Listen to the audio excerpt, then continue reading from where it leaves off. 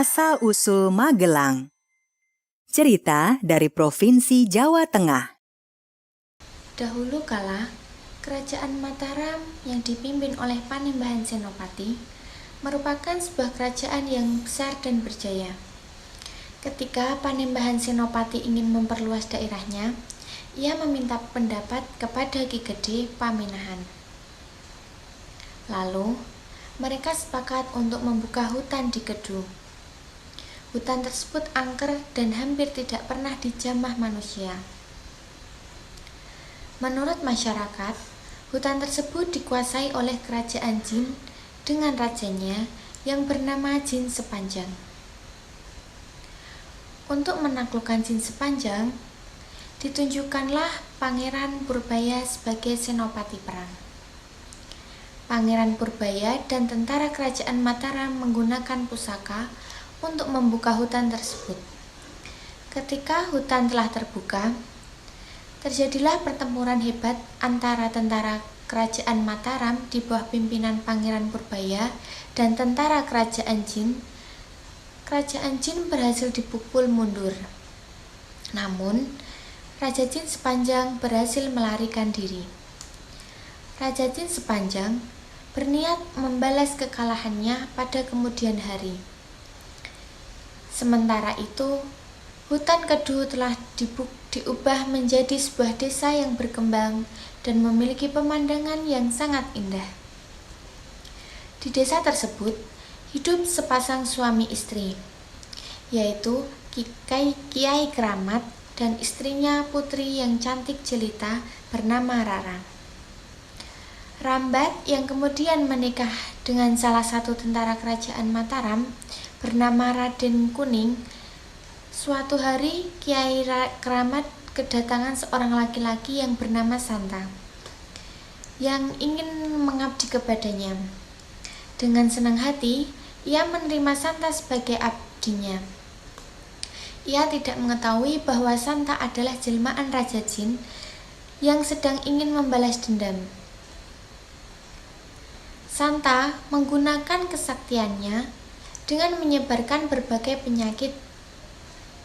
Akibatnya, masyarakat dilanda wabah penyakit yang aneh dan mematikan.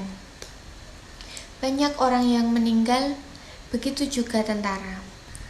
Hal ini menimbulkan keprihatinan Pangeran Purbaya, sehingga ia segera melaporkannya kepada Panembahan Senopati. Lalu, Panembahan Senopati bertapa dan mengadakan kontak dengan Ratu Pantai Selatan.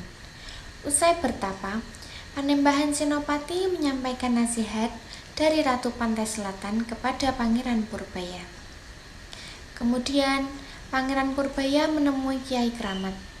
Alangkah kagetnya Kiai Kramat ketika diberitahu bahwa abdinya yang bernama Santa adalah jelmaan Raja Jin Sepanjang yang telah menyebabkan kesengsaraan rakyat.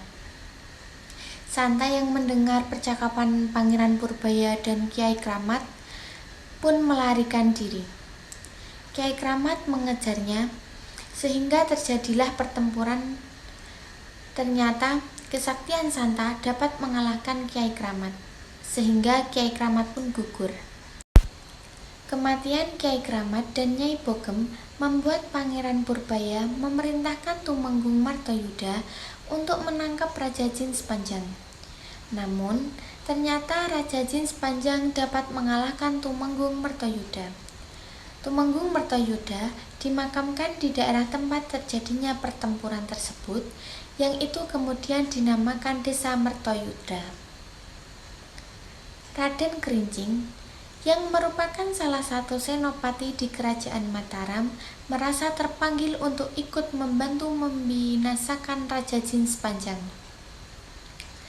Namun, sayang ia pun tewas.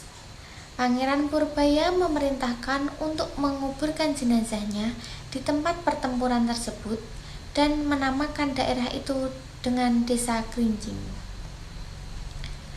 Kematian demi kematian membuat Pangeran Purbaya semakin berniat menghancurkan Santa alias Raja Jin Sepanjang. Ia memerintahkan pasukannya untuk mengejar Santa. Kemudian, Santa lari ke dalam hutan untuk menghindari serangan tersebut. Dengan kesaktiannya, Pangeran Purbaya dapat melihat Santa dari atas sebuah pohon yang tinggi. Ia segera menyerang Santa sehingga terjadilah perkelahian sengit. Ternyata kesaktian Pangeran Purbaya lebih hebat daripada Santa. Akhirnya, Santa tewas di tangan Pangeran Purbaya. Seketika itu juga, langit menjadi gelap gulita seiring dengan kematian Raja Jin Sepanjang. Ketika Raja Jin Sepanjang menghilang dan perlahan-lahan hutan menjadi terang kembali, daerah tempat Santa tewas tersebut kemudian diberi nama Desa Sanfan. Raja Jin Sepanjang menghilang dan menjelma menjadi sebuah tombak. Pangeran Purbaya tidak berminat terhadap tombak tersebut karena berasal dari makhluk yang tidak baik. Ia memerintahkan untuk menanam tombak tersebut ke dalam tanah. Kini tempat tersebut dinamakan Desa Sepanjang. Pertempuran yang dilakukan oleh Pangeran Purbaya dan tentara Mataram dalam melawan Santa menggunakan strategi gelang. Strategi gelang adalah mengepung musuh dengan cara melingkar, mengelilingi musuh dengan rapat. Oleh karena itu, Pangeran Purbaya menamakan daerah ini dengan sebutan Magelang.